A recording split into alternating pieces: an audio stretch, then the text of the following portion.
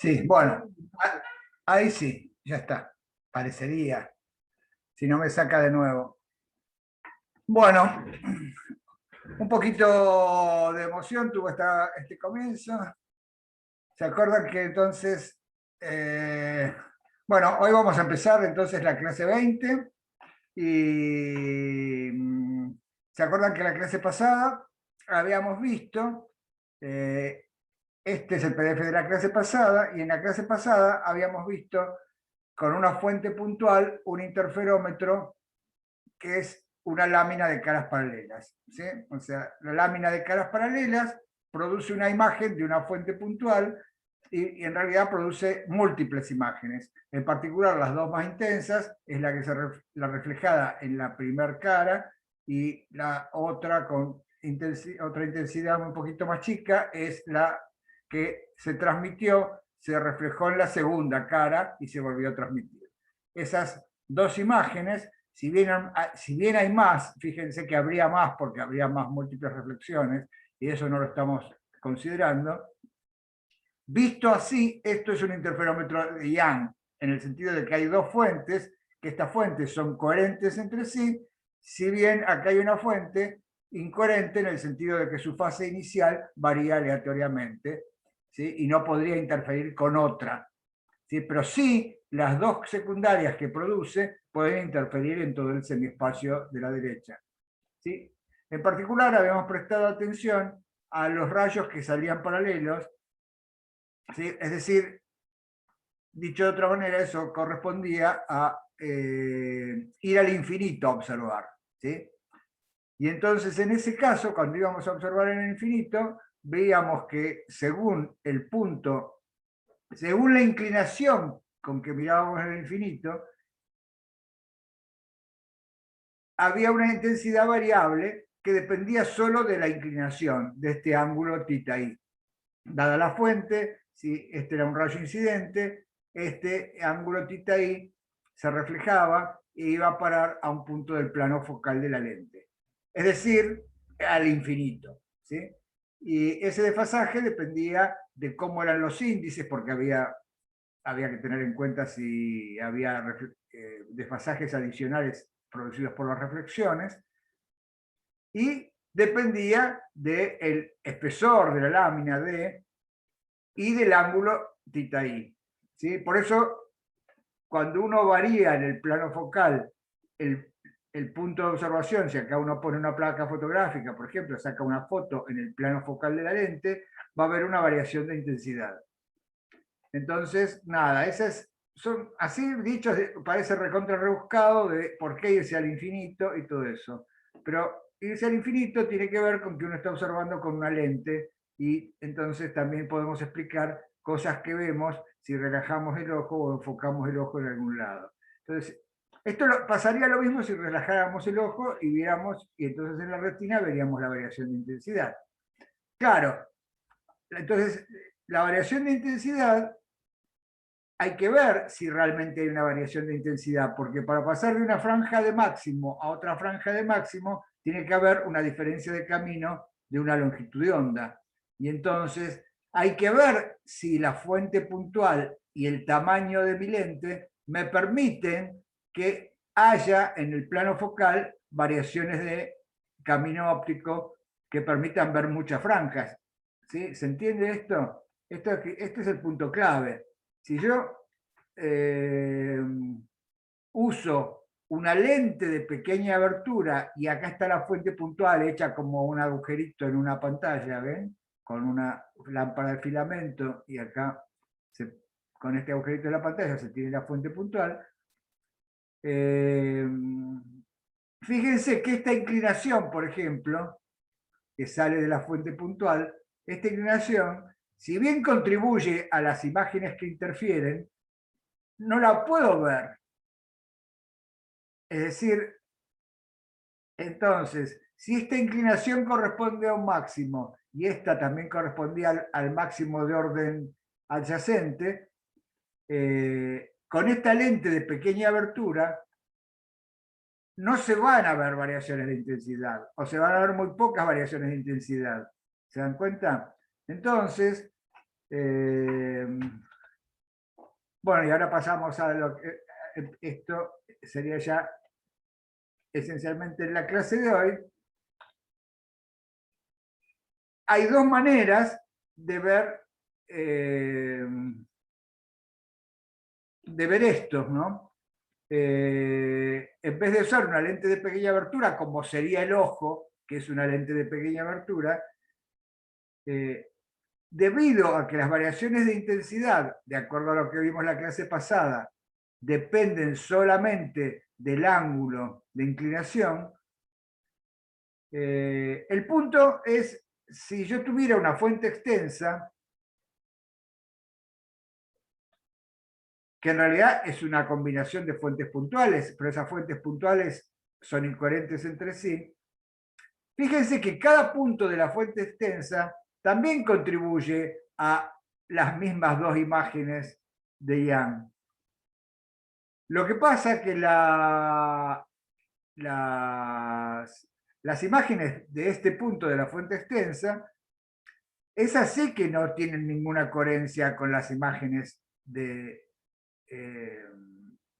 este punto de la fuente extensa.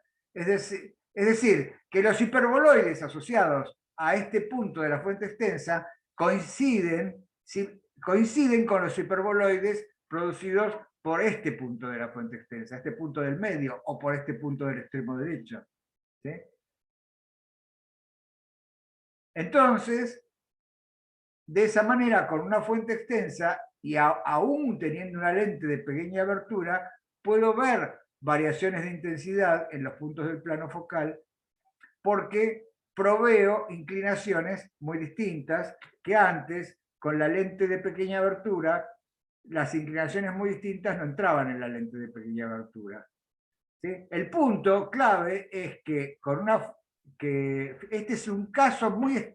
Por eso lo estamos estudiando, porque en general las fuentes extensas no dan franjas.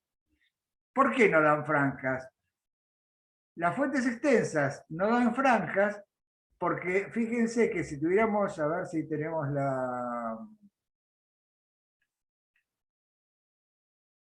por ejemplo, de las clases anteriores, claro, las fuentes extensas no dan franjas porque los hiperboloides producidos por un punto de una fuente extensa no necesariamente coinciden en el espacio con los hiperboloides producidos por otros puntos de la fuente extensa, ¿no? Entonces, por eso, en cambio, en este caso, debido a que todas las imágenes producidas por las fuentes puntuales están en el mismo lugar, los hiperboloides de cada punto de la fuente extensa coinciden, simplemente porque las fuentes secundarias también coinciden. Entonces, por eso podemos ver interferencia en el plano focal de una lente de pequeña abertura con una fuente extensa. Este es uno de los pocos casos donde una fuente extensa no destruye la interferencia, no destruye los hiperboloides, no se superponen mal los hiperboloides. Los hiperboloides se superponen bien, los máximos de uno con los máximos del otro, y los mínimos también, y entonces no se borronea. Bueno, y entonces el punto clave es este, que la intensidad en cada punto del plano focal no depende del punto de la fuente extensa que dio origen a las perturbaciones que allí interfieren. Depende solo de la inclinación. Y entonces estos tendríamos un ejemplo, este sería como el ejemplo canónico de franjas con fuente extensa que están localizadas. ¿Dónde están localizadas? Están localizadas en el infinito. ¿Sí? Entonces, con fuente extensa y lente chiquita, tengo franjas localizadas en el infinito. Y estas son las que vemos los días de lluvia en las capas de aceite que están sobre el agua, por ejemplo, y las vemos con una lente de pequeña abertura, porque está la fuente extensa, que es la luz que viene del cielo, ¿sí? O de unos focos. Bueno, O sea que también en algunas aplicaciones se usan lentes de gran abertura. Acá, en el caso del ojo, estamos usando una lente de pequeña abertura y vimos estos. ¿Sí? Y entonces la importancia de este ejemplo es convencernos que las franjas localizadas en el infinito no se destruyen cuando hay fuentes extensas. Ahora, sí se destruyen, cuando hay fuentes extensas, las franjas en general se destruyen. No vemos en la vida cotidiana con fuentes extensas franjas. ¿Sí? Este es uno de los casos en el que vemos. Y así vemos estas cosas maravillosas, como por ejemplo las franjas de interferencia en una película de una pompa de jabón, que ya sería un análisis similar, pero distinto al que hicimos, porque sería una superficie curva acá, pero ¿sí? Fíjense este tipo de interferencias. Bueno, esta es la del pavimento. ¿Sí? Y fíjense de todas estas cosas de interferencia, cómo la luz blanca que generó estas franjas de interferencia está coloreada. ¿Sí? Las franjas de interferencia están coloreadas. Eso es porque la condición de interferencia depende de la longitud de onda. Y entonces, acá tenemos la superficie de un DVD. Y también vemos, esto lo vamos a ver mejor en difracción, pero la superficie de un DVD actúa como muchas fuentes. ¿Sí? Porque son los surcos del DVD. Y entonces van a ver que está coloreado si lo iluminan con luz blanca. Y eso entonces, la interferencia se puede usar como elemento dispersivo. ¿Se acuerdan que los prismas, bueno, el primer experimento histórico, el de Newton, donde pasó luz blanca y salieron los colores, el prisma a partir de ahí se usó para separar los colores. ¿Sí?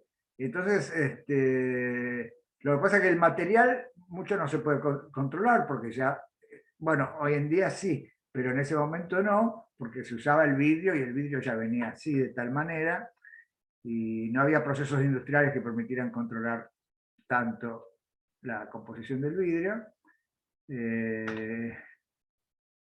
Y entonces, para estudiar lo que pasa en los DVDs, por ejemplo, y en otras cosas muy interesantes, vamos ahora a pasar de 2 fuentes puntuales a n fuentes puntuales.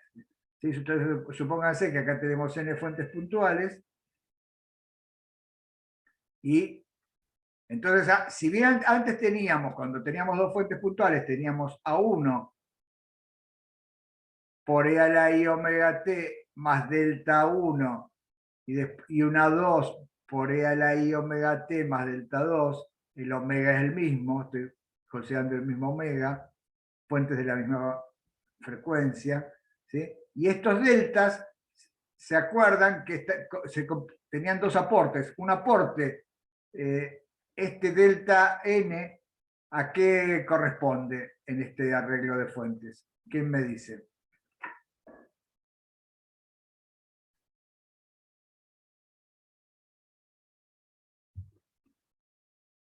¿De qué dependen estos delta n?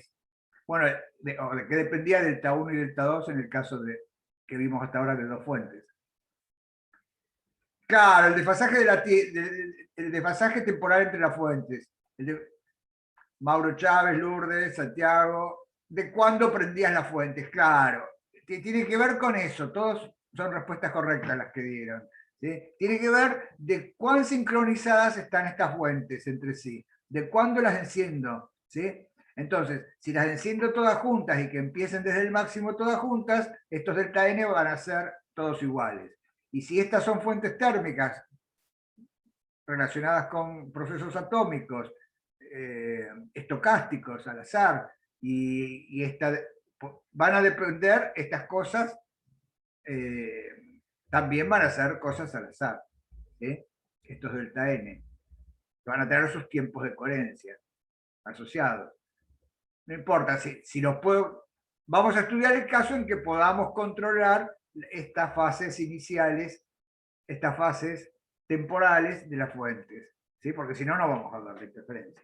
Y después había otro aporte que tenía que ver con el camino óptico que recorría la perturbación desde una fuente al punto de observación, ¿no? Entonces acá es lo mismo que antes. Antes había un R1 y un R2, ahora hay R1, R2, Rn, Rn grande. Hay n fuentes, n grandes fuentes, tengo n grandes caminos, tengo n grandes fases iniciales, y las amplitudes, ¿sí? Si en este caso son ondas esféricas, son fuentes puntuales, producen ondas esféricas, estas amplitudes dependen de R también, ¿no? En un principio, porque en una onda esférica la amplitud va como 1 sobre R. Entonces, tengamos en cuenta eso, ¿sí?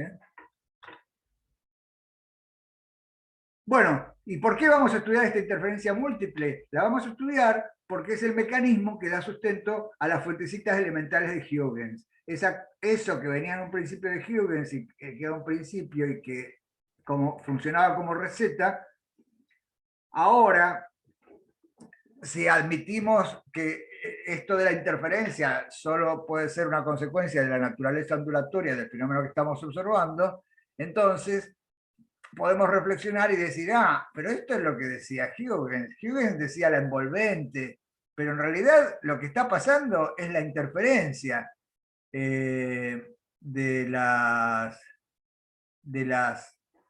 onditas esas elementales que él hablaba, ¿no? Entonces, justamente para estudiar el siguiente tópico de la materia, que es difracción, ¿sí? La difracción no es otra cosa que una interferencia de infinitas fuentes, ¿sí? Y entonces para llegar a infinitas fuentes tenemos que vamos a pasar por n grandes fuentes. Y después podemos hacer el límite, ese sería el camino, como hicimos ya muchas veces en otros fenómenos que estudiamos en la materia. Empezamos con 2, pasamos por n y después pasamos a infinito. Entonces, cuando lambda era mucho menor que el tamaño típico de los objetos. Vamos a estudiar, en particular vamos a estudiar unos objetos fáciles, entre comillas, que son las aberturas, ¿sí? Porque podemos estudiar otras cosas, la interacción con las partículas de la atmósfera. Bueno, eso no lo vamos a estudiar en esta materia. Vamos a estudiar obstáculos relativamente sencillos, que son obstáculos planos, como los que hay en una abertura. Entonces, por ejemplo, acá hay una abertura hay una pantalla con una abertura, una pantalla opaca con una abertura, ¿sí? Y entonces, si el tamaño de esa abertura es mucho más grande que la longitud de onda, vale la descripción geométrica.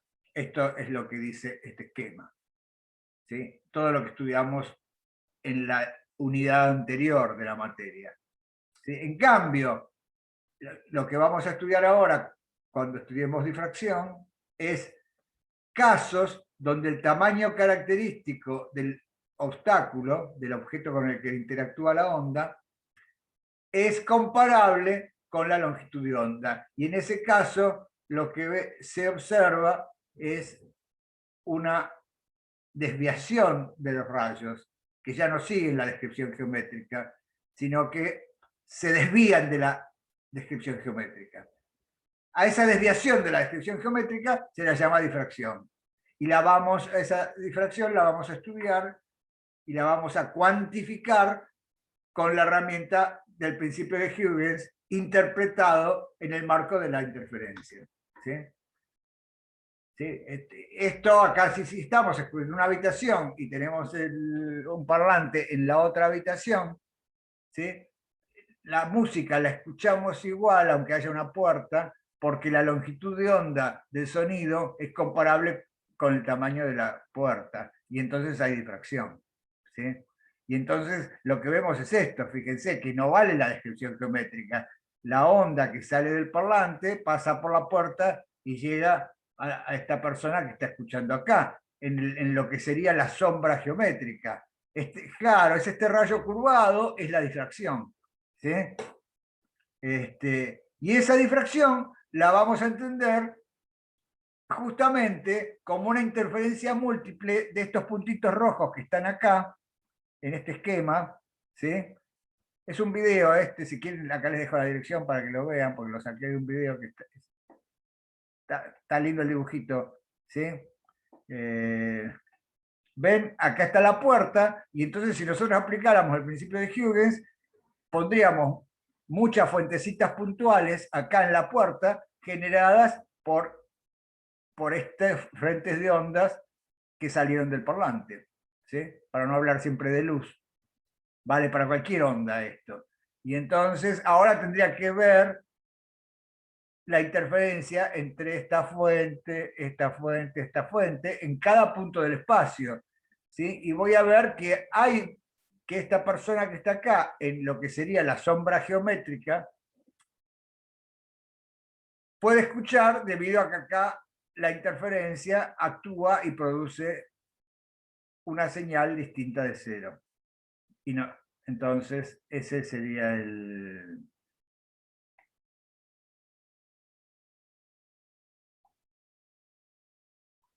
ese sería el esquema, ¿sí?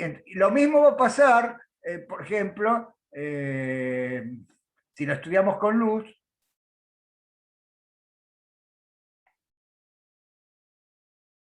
En el caso de la luz, por ejemplo, claro, fíjense, ¿por qué pongo esto? Porque fíjense que acá, en este caso, las fuentecitas rojas, que son las fuentecitas elementales de Huygens, ¿se prenden al mismo tiempo o no?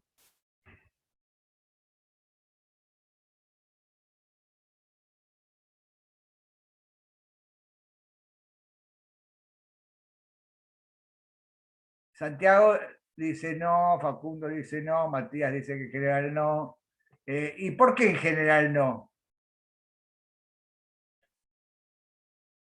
Porque la fuente es circular o esférica, ¿no? Claro, porque, si el frente de ondas, digámoslo así, estas fuentes se prenden porque las prende el frente de ondas incidente, ¿sí? Y si el frente de ondas incidente es curvo, va a haber, si esto es un plano, ¿sí? Estas fuentes que están acá en la puerta, la fuente que está acá en el medio se prende antes que la fuente que está acá en los costados, ¿no? Fíjense, llega este frente de ondas esférico y prende primero la fuente que está en el medio. Las fuentes que están a los costados se prenden después, y así. Entonces, no hay ningún problema, es una cosa que podemos estudiar. En óptica, en cambio, para empezar a estudiar y para hacer experimentos controlados, se suele hacer que el frente de ondas que enciende a las fuentecitas elementales de Huygens sea un frente de ondas plano. O dicho de otra manera, lo que se hace es llevar el parlante más lejos. Cuanto más lejos llevemos la fuente, en este caso el parlante, más planos van a ser estos frentes de onda. ¿Sí?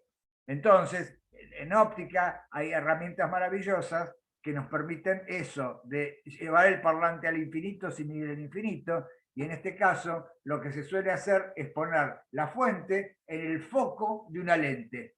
¿Sí? Si uno pone la fuente en el foco de una lente, los rayos, ¿cómo salen?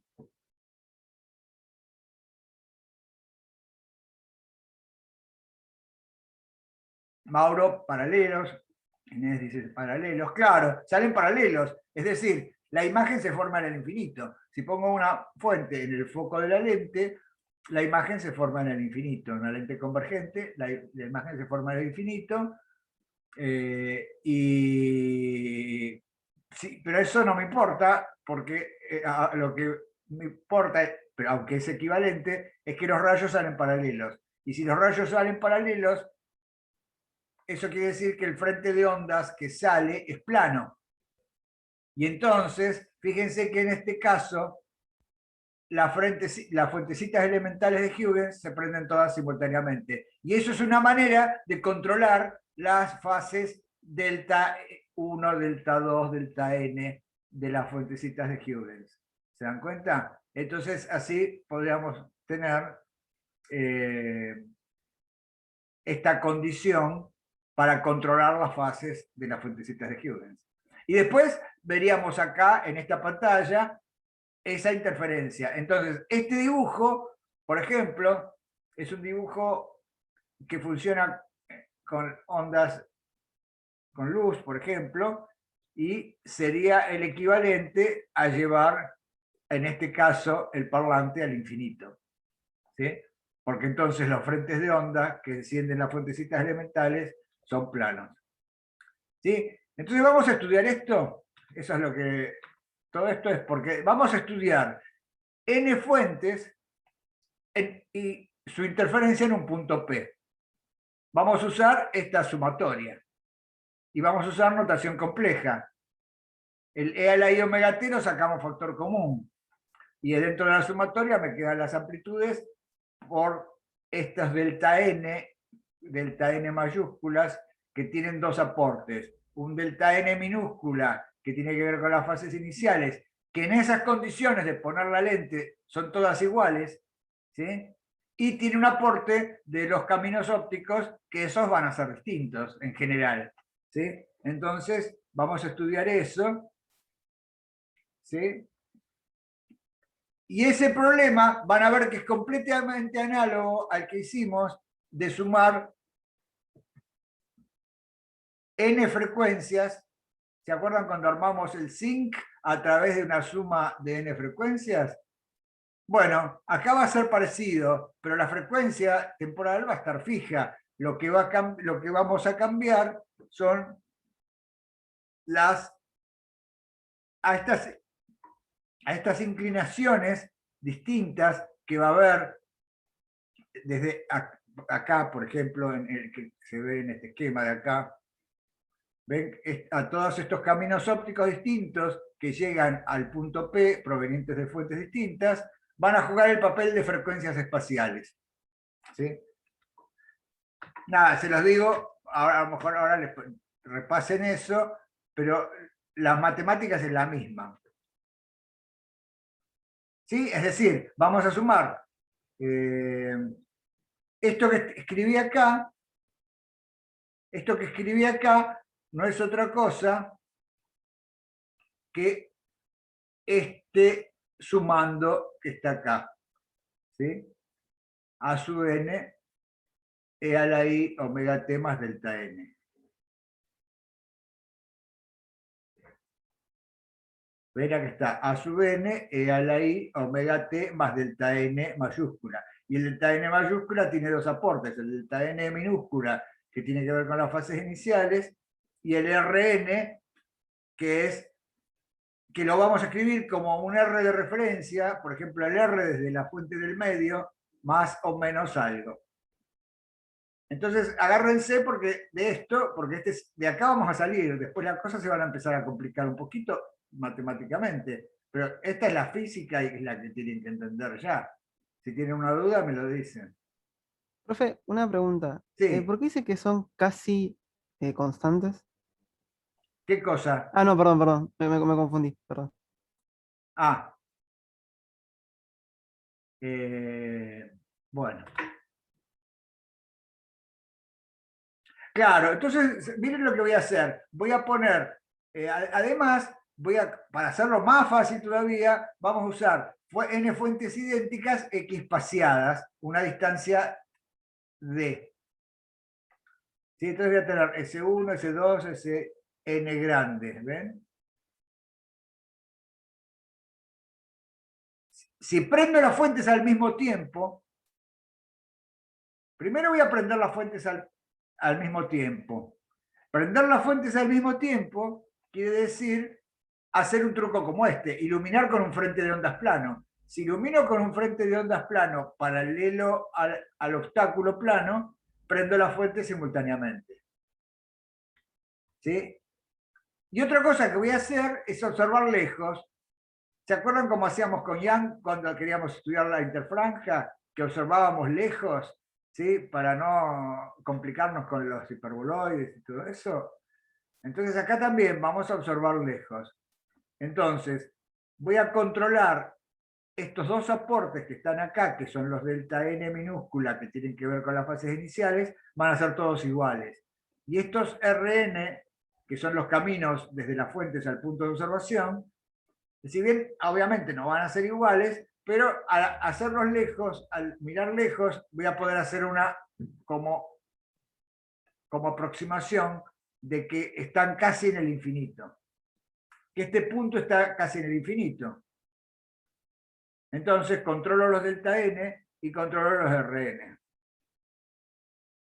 Bueno, es más, en óptica, la óptica es tan elegante en el sentido de que me permite hacer estas cosas como magia, de que también podría ir a ver al infinito. ¿Sí? Y entonces, si miro en el infinito, una manera de mirar en el infinito es como hacíamos antes cuando estudiamos localización, es mirar directamente en el plano focal de una segunda lente. ¿Sí? Entonces, si acá hubiera puesto una primera lente para que acá todas las fuentes estén en fase, ahora podría poner una segunda lente para mirar en el infinito. Santiago dice, una duda, el delta es el desfasaje temporal y el R el espacial. Sí, Santiago, el delta tiene que ver de que estas fuentes que están acá, por ejemplo, las ilumine como acá, con un frente de ondas plano. Entonces, esos deltas minúsculas son todos iguales. ¿Sí? Y ahora voy a poner una lente acá para ir a ver al infinito, para que no me queden estas cosas así inclinadas, sino que voy a ver el infinito, porque en el infinito solo se van a cortar los rayos que entren paralelos a esta segunda lente. Y entonces voy a mirar en el plano focal, voy a mirar, ven que acá hay una línea punteada, en esta línea punteada, todos estos rayos forman un ángulo tita con esta línea punteada, con la horizontal, ¿sí? Y entonces, todas estas inclinaciones van a parar a un punto. Y la intensidad que vea en este punto va a depender de este ángulo tita. ¿Sí? Y entonces, fíjense que del infinito hasta cualquier punto, a cualquier plano perpendicular a estos rayos que dibujé de acá, que son las perturbaciones que salen de cada fuente, hay desde acá, no, Lourdes Simón dice, ¿hay un tito para cada rayo? Mira, Lourdes, si estuviera mirando en cualquier lado, por ejemplo acá, fíjate, si estuviera mirando acá, habría una inclinación distinta al punto donde estoy observando la interferencia. Cada rayo asociado a cada fuente me da una inclinación distinta. ¿Lo ves esto, no? Ahora, Sí, creo, no sé si soy yo, pero como que veo con delay, creo que lo que decís y lo que marcas en sí, sí, el no, debe ser PowerPoint. esto del Zoom. Bueno, No, no veo bien dónde está lo de Tita, que, tipo, ¿cuál es ese ángulo que decís?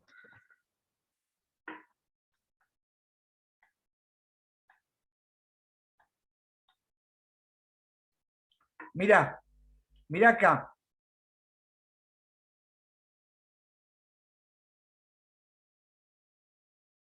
Este camino que va de la fuente 1 a P Sí, tiene una inclinación distinta que este camino que va de C2 a P. sí. ¿Sí? Ahora, si P lo llevo al infinito, cuanto más lejos lo llevo a P, más parecidas son las inclinaciones. Esta, Ah, ok. ¿lo ves? Sí, sí, sí, ahora sí. Bueno, Está bien. genial, genial. Entonces, Gracias. para no hacer eso, porque digo, no me voy al infinito, quiero trabajar en mi laboratorio, y entonces para trabajar en mi laboratorio pongo una lente y miro en el plano focal. Y entonces en cada punto, a cada punto del plano focal, solo contribuyen las mismas inclinaciones, porque es como haber seguido al infinito. ¿Lo ves? Sí, ahí está. Genial. Gracias. Entonces, fíjate que en este caso particular, las inclinaciones de todas estas rayos son las mismas, son este tita que está acá. Ese ángulo tita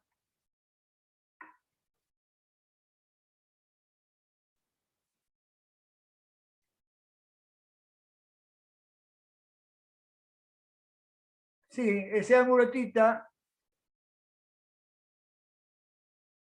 lamentablemente, no está marcado. Lo había marcado, pero me quedó oculto acá atrás. Es este palito que está acá. Había puesto una... A ver.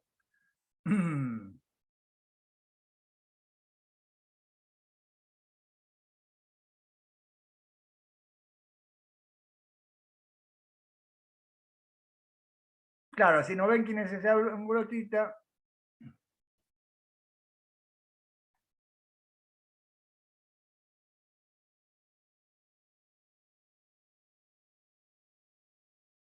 se los puedo decir, pero mejor que lo vean.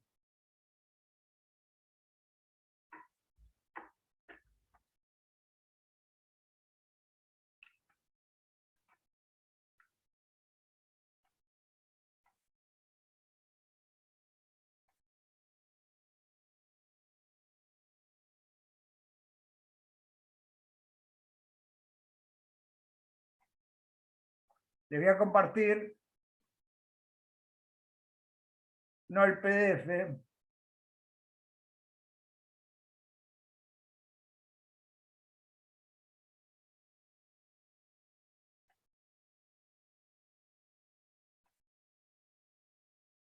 ah, no, tampoco está.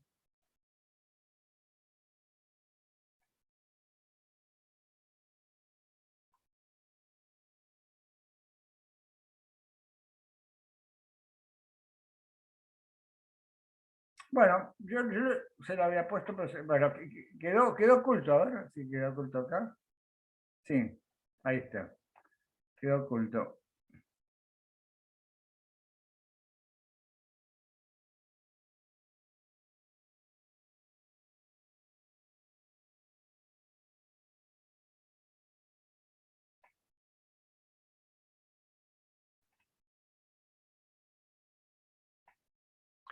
Bueno, no importa. Tengo ahí que quedó oculto y quedó oculto. Pero bueno, ¿qué le vamos a hacer? Se los voy a dibujar si quieren. Eh,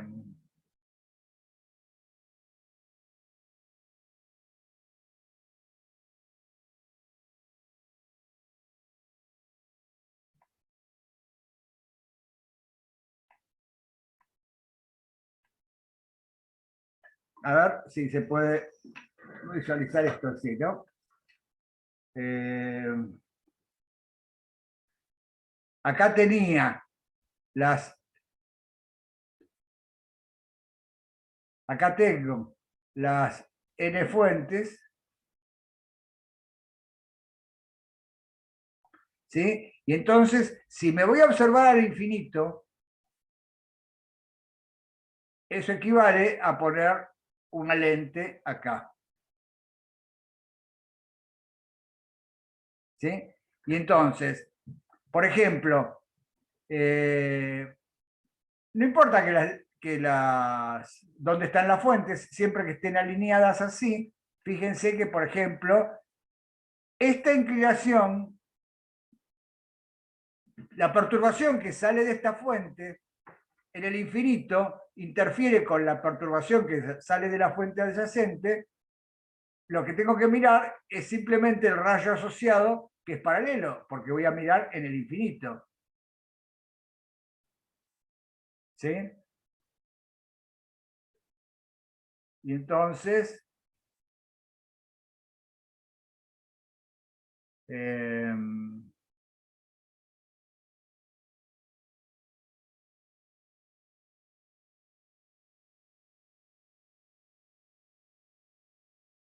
lo que voy a mirar es este rayo y este rayo, y así tendría que dibujar todos los rayos paralelos, ¿sí?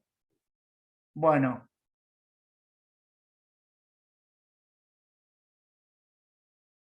Si este es, por ejemplo, el eje óptico de la lente, yo ahora podría dibujar un rayo auxiliar que podría, nada, que no existe a lo mejor, ¿sí? Bueno, en este caso sí, casi que existe, pero, a ver.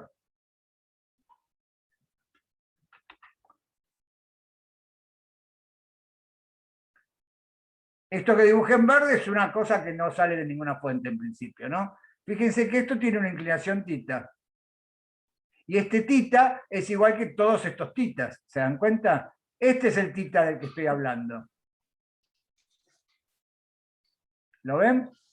O sea, ese tita es el mismo tita que forma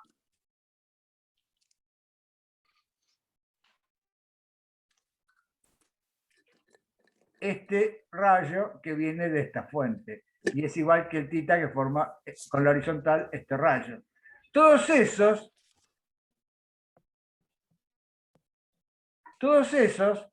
si este es si este de acá, si acá está el plano focal de la lente, es decir, si esta distancia es la distancia focal de la lente esta, ya vemos la 2, porque antes había una lente 1 acá atrás que hacía que estas fuentes se prendieran todas simultáneamente. Fíjense que si esta es la distancia focal, entonces, ¿este rayo dónde va a parar? Y va a parar a donde iría este rayo verde, que si bien no existe, es el que pasa por el centro óptico de la lente, no se desvía, y entonces este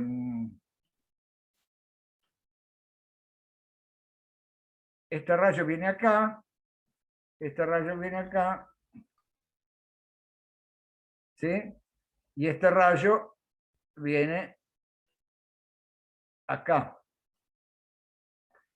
Entonces, resumiendo, tita es esta inclinación que me permite relacionar una coordenada Y en la pantalla de observación, que está en el plano focal de la lente, ¿sí? Porque la tangente de tita sería Y, que es el punto de observación. Acá estaría el punto P de nuestro punto P de observación de siempre. Y está asociado con el tita de los rayos que salen paralelos de las distintas fuentes. ¿Lo ven? Por más que el dibujo no haya salido muy lindo, pero este es el tita, y ahora sí pasamos a... volvemos al PDF. ¿Sí? Entonces, ¿ven? El tita sería entre esta línea punteada que está acá, que es el rayo virtual ese que dibujé antes, y sería esta inclinación. Y fíjense que esa inclinación es la inclinación de todos los rayos que están acá. ¿Lo ven?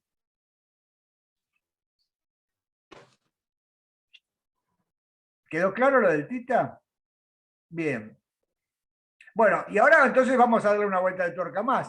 Ahora tienen que ver que este tita es también el ángulo que queda acá, este angulito chiquito. Si en mi dibujo, no lo marqué, pero en mi dibujo de la pizarra, ¿sí? Si bien ese era el tita, fíjense que ahora quiero calcular la diferencia de caminos ópticos, y entonces la calculo de atrás para adelante. ¿Sí? Desde el punto P hasta cualquier plano perpendicular a todos los rayos, que son paralelos, porque todos estos rayos son paralelos. Este es un plano perpendicular a todos estos rayos, que eran paralelos y se cortaban en P. Desde entonces, desde el punto P hasta cualquier plano perpendicular a todos los rayos, el camino óptico es todo el mismo. En particular, por ejemplo, si quiero estudiar la diferencia entre este y este, entre esta fuente y esta fuente, entre el rayo que salió de esta fuente y el que salió de esta fuente, trazo la perpendicular a esos planos, así. Y entonces, fíjense que este angulito de acá, porque son el marrón y el verde forman un ángulo tita, y el marrón es perpendicular a azul, y el verde es perpendicular a esta línea donde están todas las fuentes alineadas, ¿sí? Entonces, este ángulo también es tita. ¿Lo ven eso? Entonces, tita es este ángulo que en realidad lo que está midiendo es el punto de observación Y. Me está hablando de qué punto de observación Y estoy mirando en el plano focal, o me está mirando de qué inclinación estoy mirando en el infinito. Pero no solo eso, sino que este ángulo tita, que me habla de esa inclinación, claro, me habla de la inclinación entre estos dos rayos marrones, y entonces fíjense que ese tita me da esta diferencia de camino que está entre el que salió de esta fuente y el que salió de esta fuente. Porque esta diferencia de caminos, ¿sí? ¿Cuánto vale? Si la distancia entre dos fuentes es d, la diferencia de caminos entre la perturbación que salió de esta fuente y la perturbación que salió de esta vale d seno de tita.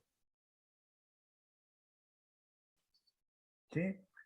Es decir, por ejemplo, la diferencia de caminos entre esta perturbación que sale por acá, que seguro que va a ir a parar acá, y la perturbación esta marrón, hago la perpendicular,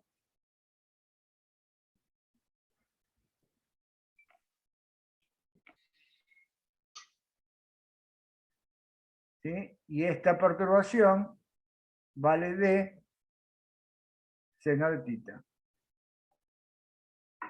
¿Se entendió? Entonces fíjense que tengo una manera de relacionar los distintos, ahora sí salimos de acá, y tengo una manera de relacionar los distintos caminos ópticos Rn.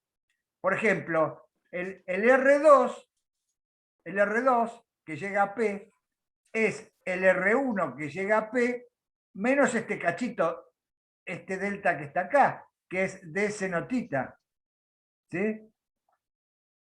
Y después el R3 va a ser lo mismo que el R2 menos D seno tita. Y así, en general voy a poder escribir esto, que el Rn va a ser el R1 menos n-1 de seno tita. ¿Se entendió esto? Fundamental. Entonces, primero haber entendido esto. ¿Sí? Genial.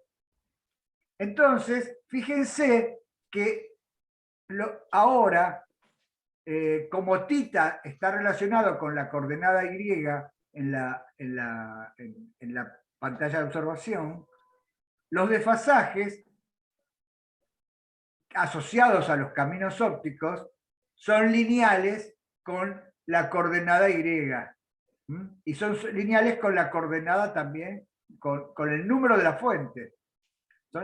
O sea, la fuente 20 tiene, acá se le restan 19 de senotitas, ¿sí? Al R1. Y la fuente 2 solo se le resta un de senotita. Entonces, ahora, Claro, que es lo que dice acá, que el desfasaje de cada onda depende linealmente de la posición de su fuente de origen. Si las fuentes están equiespaciadas, ¿sí?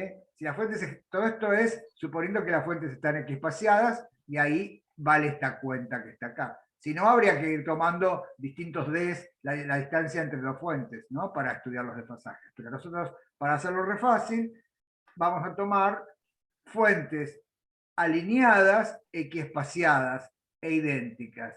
Y entonces, lo que tengo que mirar es la interferencia en el punto P, y la interferencia en el punto P, que viene por esta sumatoria que teníamos acá, ¿sí? Bueno, acá está escrita acá, ¿sí? Tengo estos delta n, y estos delta n tienen todos un delta minúscula n, que lo voy a tomar igual a 0, es como elegir el origen de tiempos. Digo, si todos son iguales, chao, los pongo todos iguales. Y acá me queda esto, este delta n que está acá, es directamente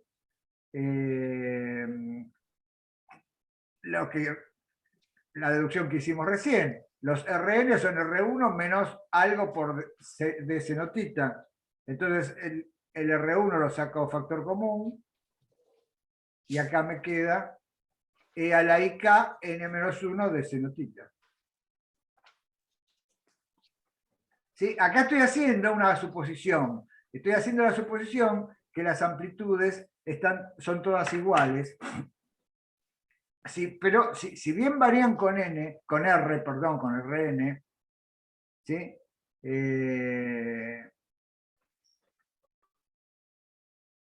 La variación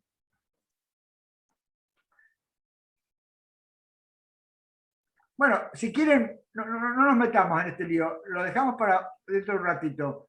Piensen que esto, más allá de todo esto que les hablé, de poner la lente, de poner esta lente así, no importa, analicémoslo desde acá. Hagámoslo más fácil todavía, digamos, tenemos n fuentes, todas idénticas, que se prenden simultáneamente, y entonces que todas emiten con la misma amplitud, ¿sí?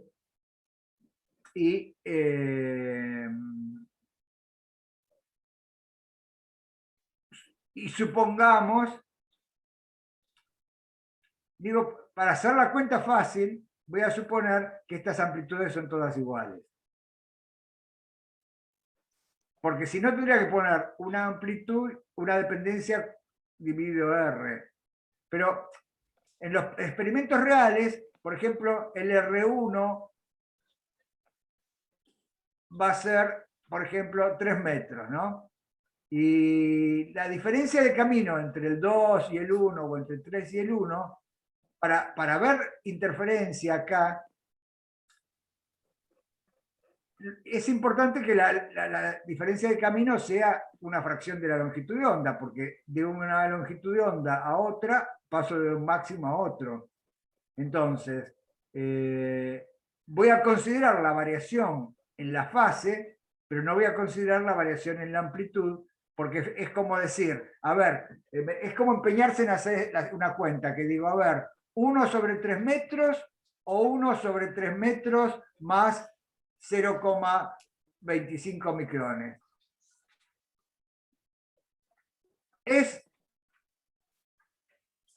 Claro, si me muevo poco acá y la abertura es chiquita, ¿sí? ¿Qué es lo que queremos estudiar por otro lado? Queremos estudiar aberturas chiquitas, porque queremos estudiar aberturas del tamaño de la longitud de onda, ¿sí? Entonces, en ese caso, empeñarse en hacer la cuenta y decir, a ver, quiero ver la diferencia entre 1 sobre 3 metros y 1 sobre 3 metros más 0,25 por 10 a la menos 6 metros.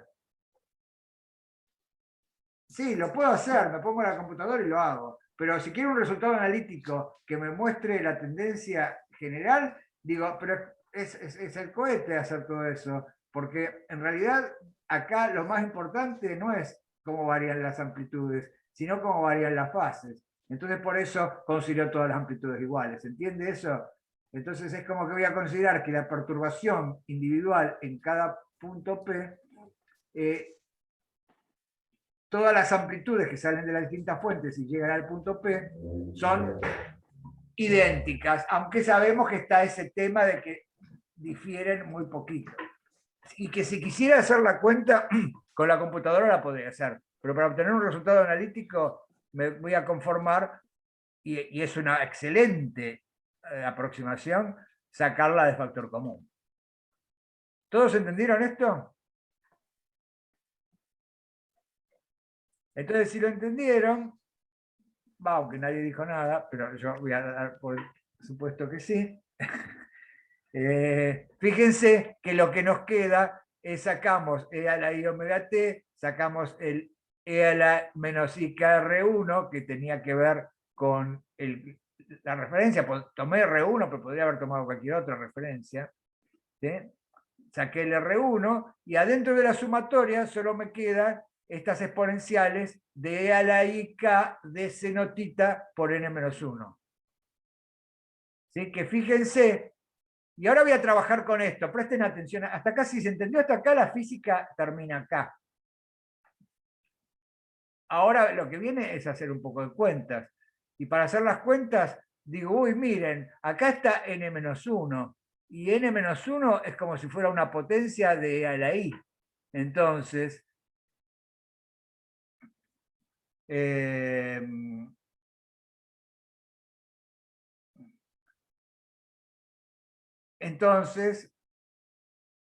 me gustaría más que haya un n de potencia, simplemente para el resultado que ya usamos de la sumatoria de la serie de la sucesión geométrica, pues tendría algo a la n. Para tener algo a la n, cambio los índices, en vez de 1 a n grande, los pongo de 0 a n grande menos 1, ¿sí? Y entonces sería E a la IK de cenotita elevado a la n. ¿Ven? Claro, es hacer el cambio n' igual a n menos 1. Y entonces, después llamar a n' n. Es lo mismo porque es un comodín, es un índice mudo. Y entonces tengo esta cosa que está acá. ¿Sí? Y esta cosa que está acá, ya vimos, justamente cuando estudiamos esto, ¿sí? Cuando estudiamos esto, pasamos por este mismo punto de tener una serie, no es una serie, sino que es la suma de n términos de una sucesión geométrica, y sabemos que esto tenía un resultado que se demostraba por inducción, un resultado cerrado, que era la base, que es E a la IK de cenotita, ¿sí? Elevado a la potencia 1 más que la máxima que está acá. Entonces por eso tengo E a la IK de cenotita a la n. Menos 1, dividido la base menos 1. ¿Sí?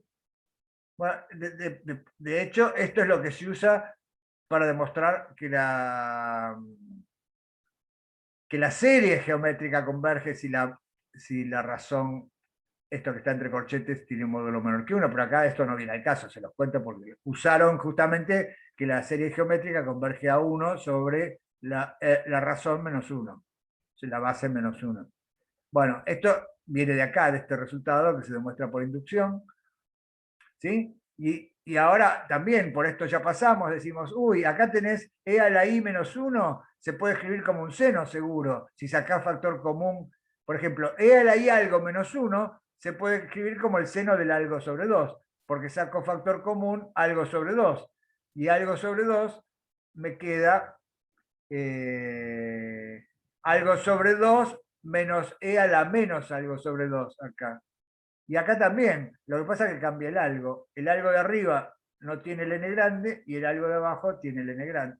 El n de arriba tiene el n grande, el n de abajo no tiene el n grande. Y entonces por eso me queda este cociente, me queda el seno de n grande sobre 2 k de cenotita sobre el seno de k de cenotita, de un medio de k de cenotita. Y todo esto que está acá es el cociente de lo que sacamos factor común en el numerador y en el denominador. ¿Sí?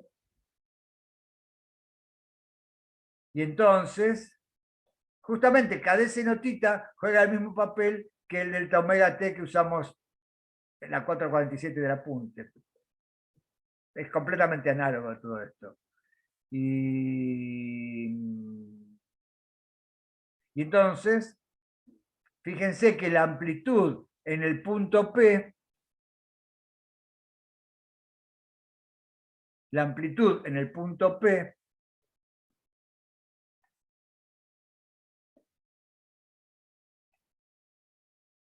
es proporcional a esta sumatoria. Y esta sumatoria me dio todo esto. Y entonces,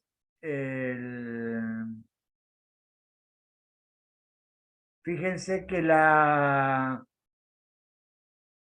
acá me olvidé un factor, porque en la amplitud me olvidé este factor, pero no importa, ese factor tiene que ver con esta exponencial que está acá, ¿sí? Que con este I a la IKR.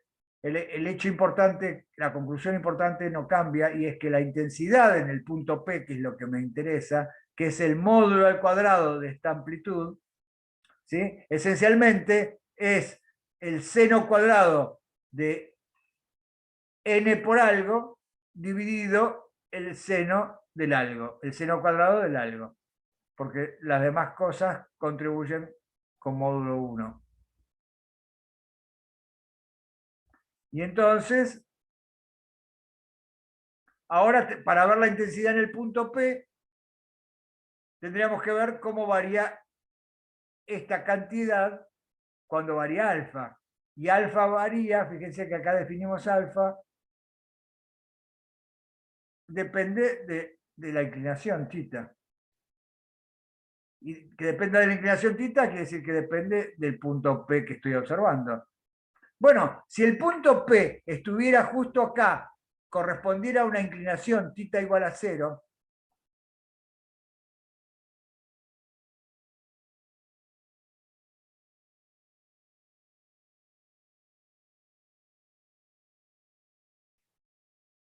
¿sí? En este dibujo horrible que está acá, si el punto P correspondiera a una inclinación θ igual a 0, ¿sí? Θ igual a 0, el punto P estaría acá.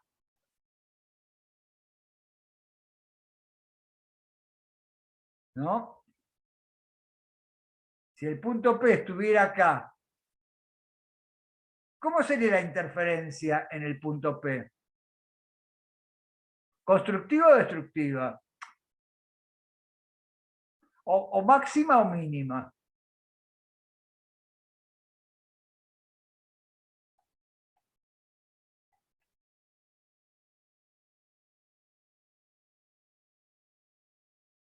Correspondería a rayos paralelos al eje, ¿no?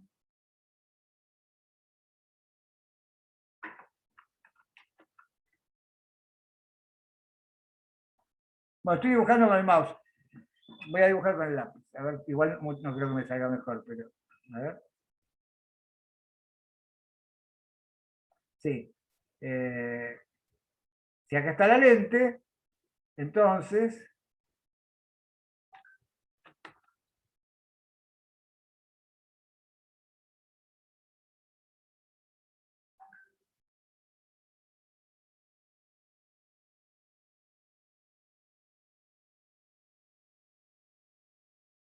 ¿sí? Este sería el caso θ igual a 0.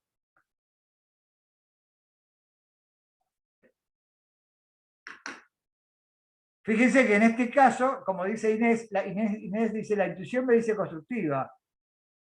Bueno, a ver, veamos la física. Es constructiva si todas las perturbaciones de las distintas fuentes llegan en fase. Y sí que llegan en fase, porque la diferencia de camino era de seno θ, ¿sí? Y si θ es igual a 0, la diferencia del camino entre todos estos rayos que vienen paralelos es 0. Entonces, en el punto P, para θ igual a 0, la interferencia debería ser constructiva y debería ser un máximo, ¿sí? Entonces, miren que sí.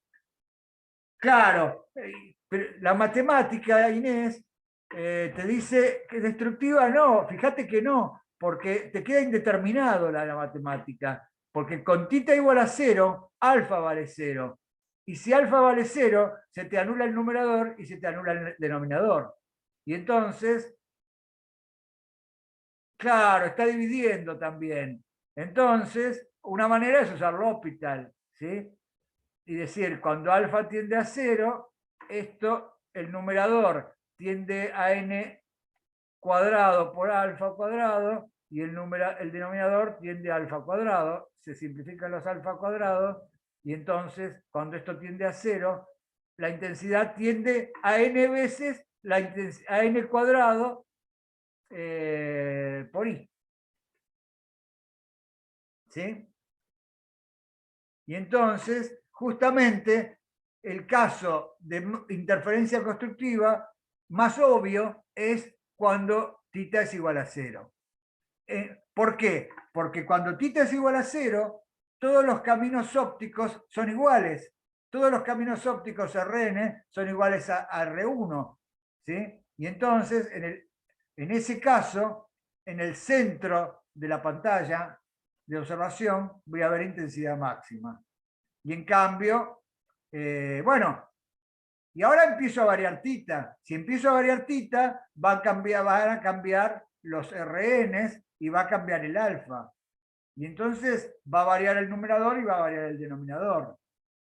Y así voy a llegar a un 0 del numerador. ¿Sí? ¿Cuándo voy a llegar? ¿Qué va a llegar antes a 0? ¿El numerador o el denominador?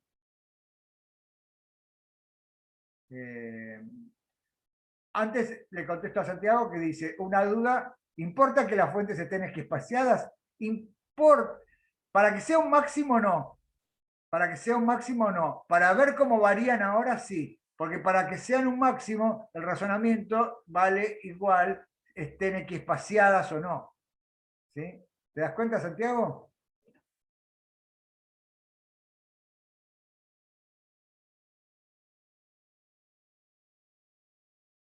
Sí, ahora para mínimo sí, porque primero, si no están equipaciadas, entonces este D no va a ser constante y entonces no voy a poder haber hecho este truco que dice acá.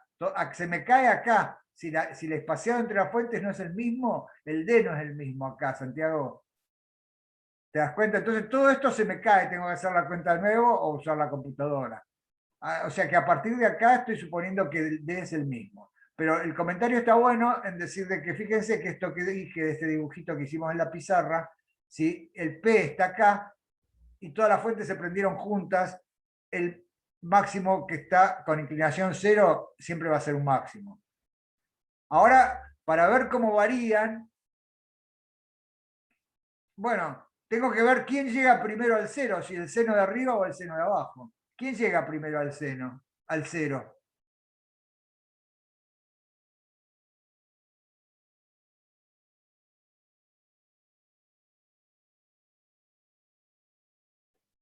Van variando, el θ va variando, si el θ va variando, el alfa va variando. Claro, pero el de arriba está multiplicado por n, entonces si este aumentó un cachito, el alfa varió un poquito, el n alfa varió más. Entonces, ¿cuándo va a ser 0? Y el de arriba va a ser 0 cuando n alfa valga pi. El primer 0 que haya adyacente a ese máximo que encontramos recién, va a ser el que corresponda a cuando n alfa vale pi. Pero todavía alfa no valió pi. Alfa valió pi sobre n. ¿Sí? Cuando n alfa vale pi sobre n, y entonces el numerador se hace 0 y el denominador no. Y entonces estoy en un mínimo. ¿Sí? Y en cambio, siempre que n por alfa sea, valgas, por ejemplo, sea, siempre que el seno de arriba valga 1,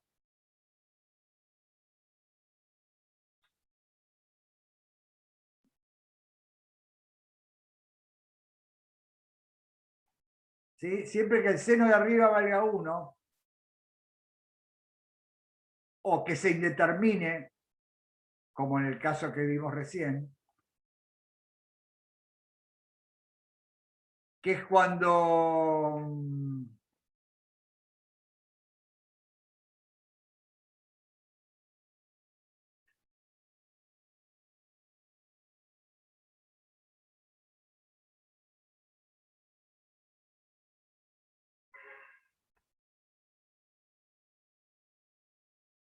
Bueno, que cuando se indetermine, que va a ser cuando siempre que el seno de alfa valga 0. Porque si el seno de alfa vale 0, fíjense que esto que pasó para tita igual a 0, va a pasar para cualquier tita tal que el denominador se haga 0. Porque si el denominador se hace 0, ¿cuánto vale alfa?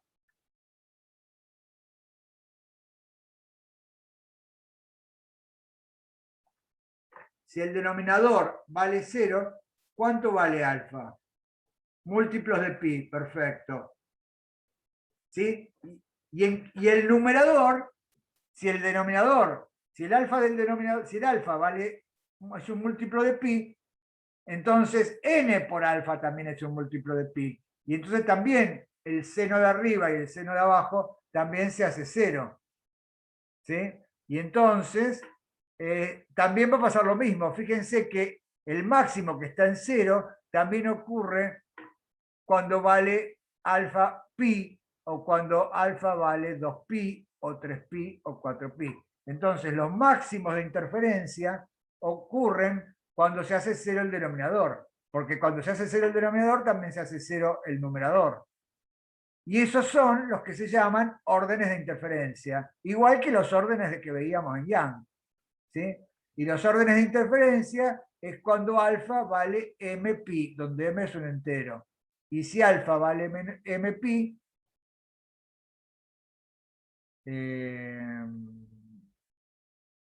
fíjense que si acá pongo alfa mpi, y como k es 2pi sobre lambda, fíjense que d senotita, esto me queda que d senotita es igual a m por lambda. Y eso es recontra, tiene que ser recontra claro para nosotros, que si d senotita es m lambda, claro, en nuestro dibujito, si d senotita es m lambda, y pasemos al dibujito horrible, que está acá, fíjense que si d senotita es m lambda, la diferencia de camino entre dos fuentes consecutivas siempre es lambda, o m lambda.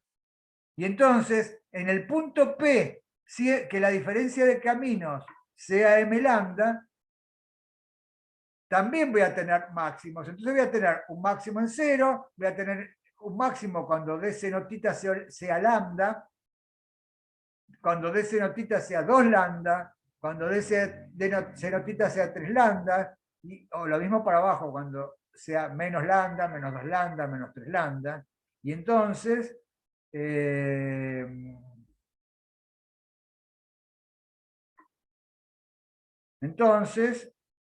nada, fíjense que acá están los máximos, hay máximos, que es la interferencia constructiva, cuando la diferencia de camino entre dos fuentes consecutivas es una longitud de onda.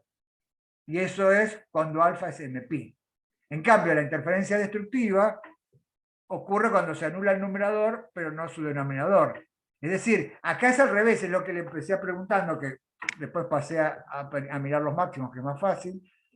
Fíjense que ahora yo quiero que se haga 0 el numerador, pero que no se haga 0 el denominador.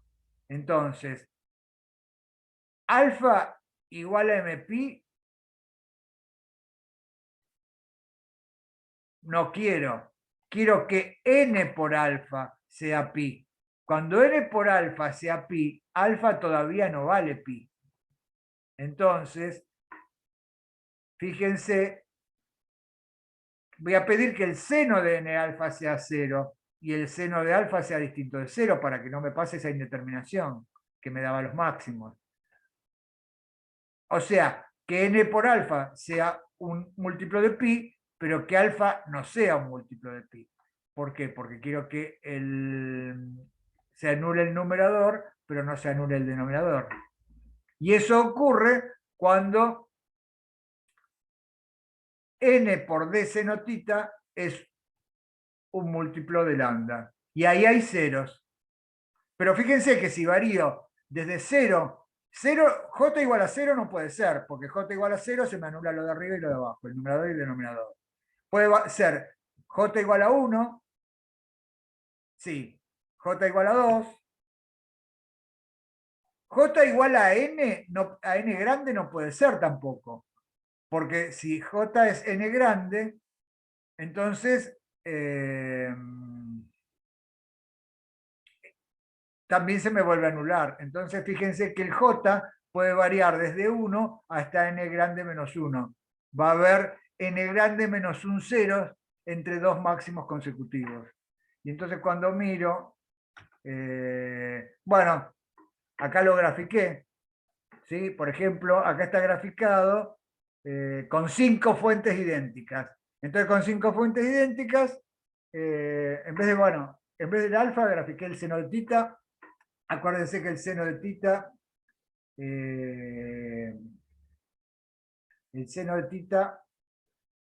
era, que alfa era proporcional al seno de tita, ¿sí? A menos de k sobre 2d.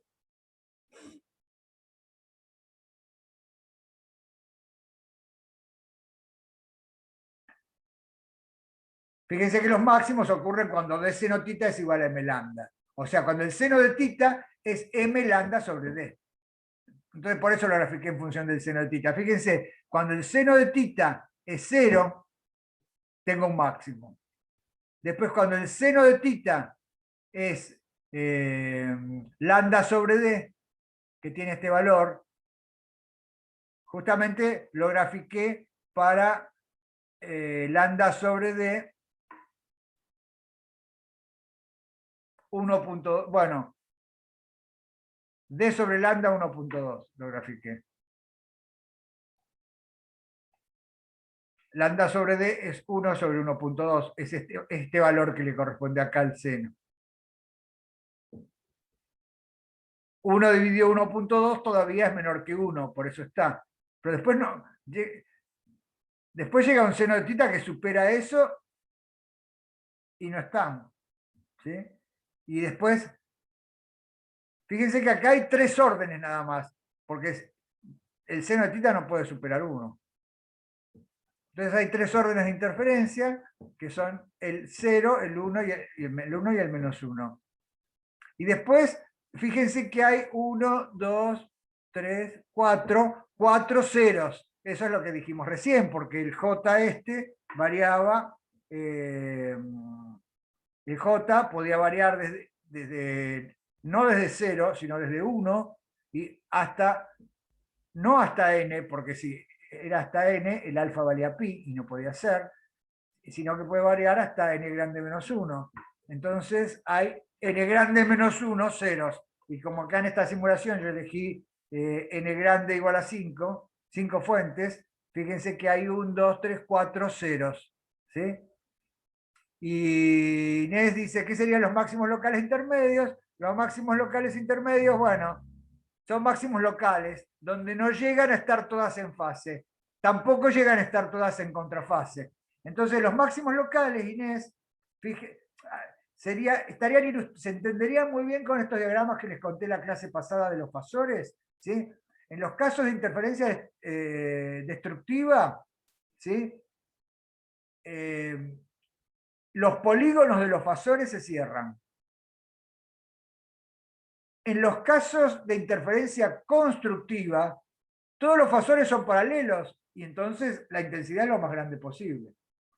Entonces, en estos máximos, todos los fasores son paralelos y entonces me da n veces la intensidad, son los máximos absolutos. ¿Sí? Cuando todos los fasores se cierran, independientemente del número de fuentes, pero el espaciado y la inclinación hacen que estos fasores se cierren, la interferencia es completamente destructiva y corresponde a esta condición de acá. Ahora, los máximos locales intermedios que comenta Inés son situaciones como esta que está acá. ¿Ven? Que los fasores no están todos ni paralelos, ni tampoco el polígono se cierra. Y entonces hay una intensidad resultante, ¿sí? Y hay un caso en que esta intensidad resultante no es los máximos absolutos, tampoco vale 0, y que es estos máximos secundarios que están acá. ¿Sí? Y entonces todas estas cosas corresponden a situaciones así, que no son interesantes, que las podríamos derivar, igualar a 0, y encontrar la posición de estos máximos secundarios y el valor. Todo eso se puede hacer. No nos vamos a gastar en hacerlo porque ahora no nos interesan, porque lo más interesante de acá son estos máximos que se llaman órdenes de interferencia, igual que en el interferómetro de Young, ¿sí? Estos máximos, y quizá lo más interesante es estos ceros, sobre todo este cero adyacente al máximo. Los ceros adyacentes al máximo, fíjense que son interesantes desde el punto de vista físico, porque por ejemplo acá hice simulaciones con distintos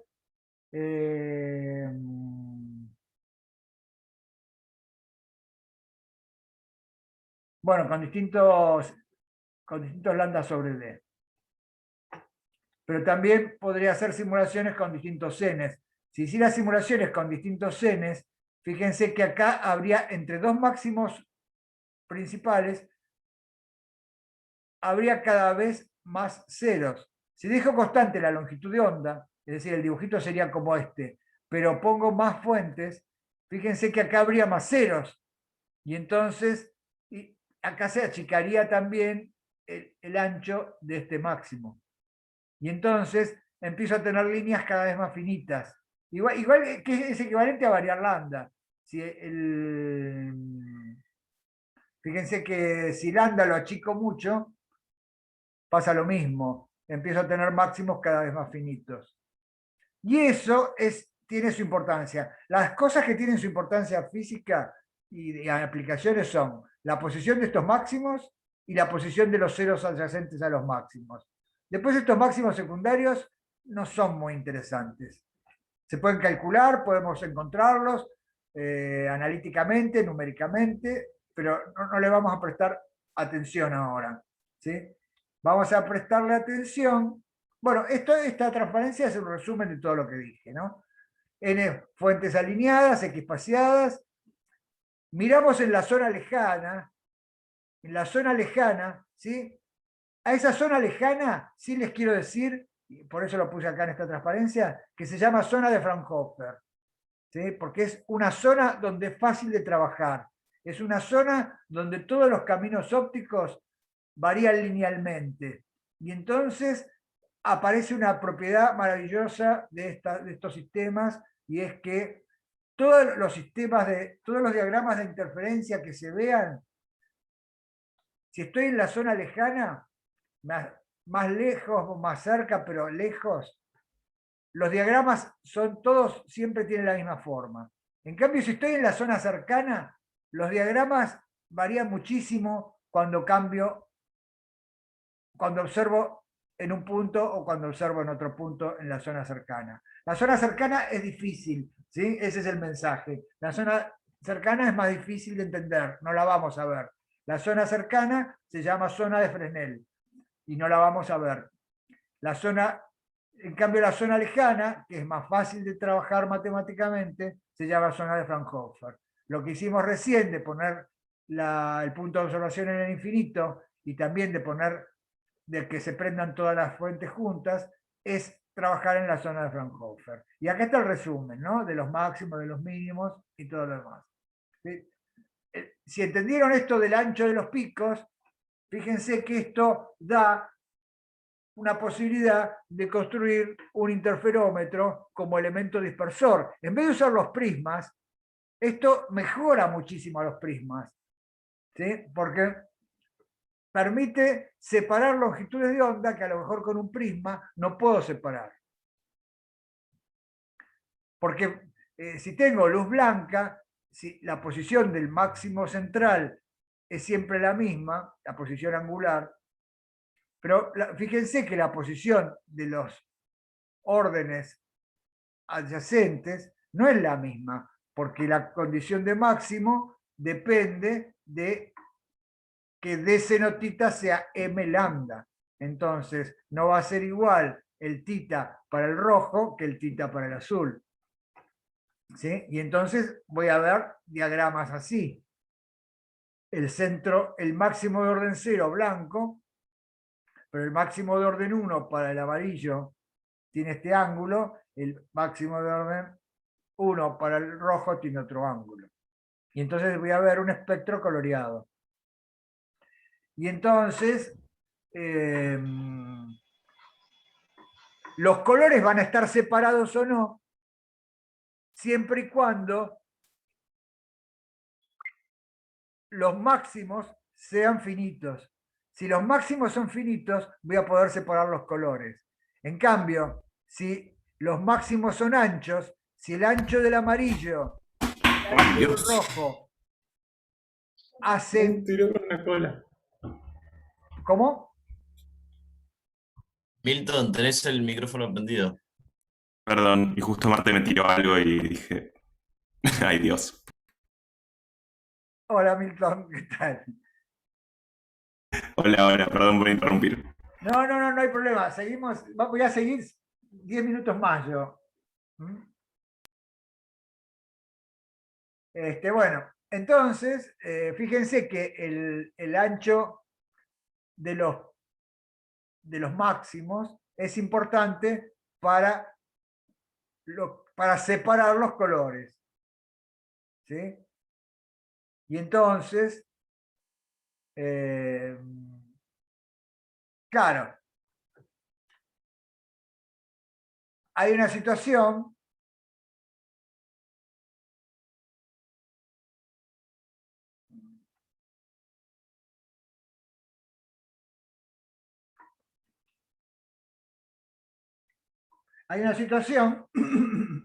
que sería esta. Fíjense, si yo tengo, por ejemplo, el máximo del rojo, ¿sí? Y tengo el máximo del azul,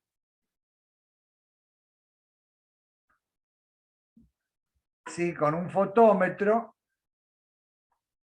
que sume las intensidades, la intensidad resultante, porque no hay interferencia entre el rojo y el azul, la intensidad resultante va a seguir, va a dar algo así, aunque mida con un fotómetro, ¿no? Y entonces voy a ver que acá hay un pico y acá hay un pico. En este caso, se para. Y eso es que se dice que resuelve el color rojo y el color azul. En cambio, si tuviera el color rojo y tuviera el orden de interferencia del color azul, no que coincida, porque no coincide, pero una cosa así, y mido con un fotómetro que mide intensidades, la envolvente de todo esto por acá va a venir muy cerquita, ¿sí? Y acá, a lo sumo puede haber, como esto es parecido a esto, acá no se va a ver nada, y entonces en este caso no se dice que no resuelve. Entonces, es como que para hacer el cálculo teórico, lo que se suele hacer es medir la distancia entre el cero del rojo y la posición del rojo, ¿sí? Comparar esta distancia, compararla con esta otra distancia, la distancia entre este máximo y este máximo. Entonces, fíjense que en este caso, esta distancia que mide el ancho del pico es menor que la distancia entre las posiciones de los máximos. Y en cambio, en este caso, la distancia entre los máximos es menor que el ancho del pico. Nada, es un criterio un poco arbitrario, pero que se usa para hacer las cuentas y como para decir, a ver, como físico teórico quiero ver si esto separa o resuelve los colores o no. Entonces, para hacer las cuentas se usa este criterio teórico que se llama criterio de Rayleigh, que es que el máximo de un color coincida con el primer mínimo del otro. Eso es como justo a partir de ahí resuelve. Si es menos que eso, no resuelve, ¿no?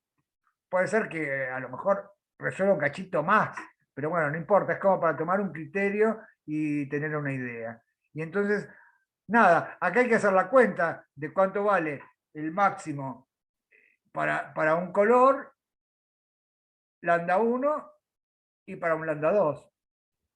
Y entonces, de ahí sale la condición de que dijimos recién, de que la distancia entre picos de distintos colores sea mayor que el ancho de cada pico. Y eso impone una condición donde se dice que este interferómetro resuelve lambda 1 y lambda 2. Dos longitudes de onda parecidas, ¿sí? Entonces, fíjense que eso depende de la longitud de onda, del número de fuentes y del espaciado entre las fuentes. Y esto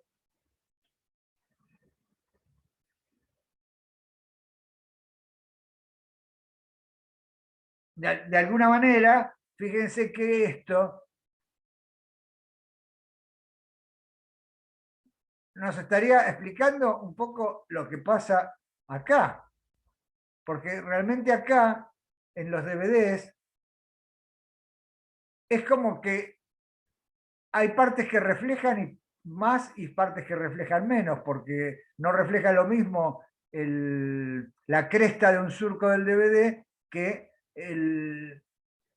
la parte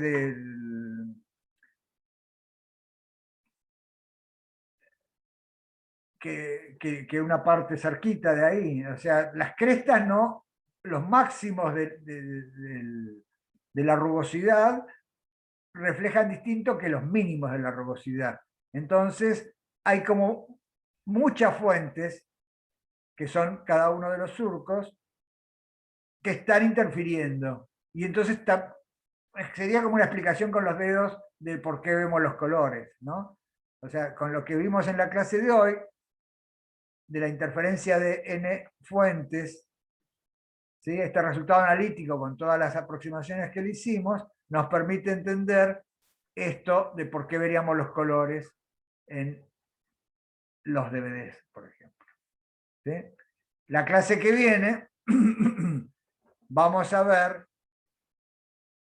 el límite continuo, ¿sí? Y entonces eso nos va a permitir estudiar la difracción por una abertura que está compuesta, esa abertura según Huygens, cuando es iluminada por un frente de onda planos, estaría compuesta por infinitas onditas, que son las onditas de Huygens. Y eso lo vamos a dejar para la próxima.